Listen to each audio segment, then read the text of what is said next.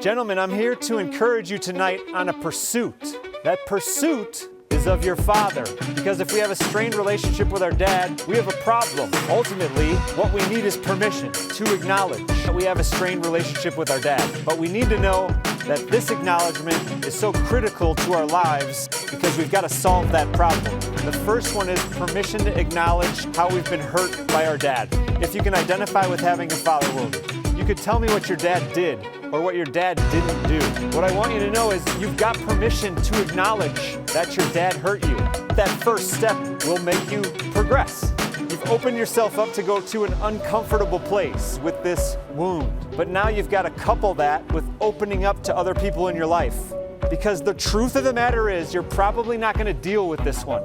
We shove it so deep because our relationship with our dad is so very important that it might go there and stay there because it's too painful to bring it back up. But I want to continue to encourage you to give yourself permission to be vulnerable. Society doesn't give us permission. The culture doesn't give us permission. Our family might not have given us permission and crushed us trying to bring it up. This next tool, call it permission to feel and permission to express your feelings. First thing that we need to do when we learn how to articulate how we feel is have the words to describe it. Because once you start speaking with these terms, you're now able to articulate how you felt about what happened in your upbringing. And that's key, because if you can describe that, you're going to be using both things when you talk to your dad eventually. What happened objectively, how it made you feel, and then you're able to express it because now you have the words. Permission to feel, definitely not something that we're offered as men. Feel? I don't want to feel.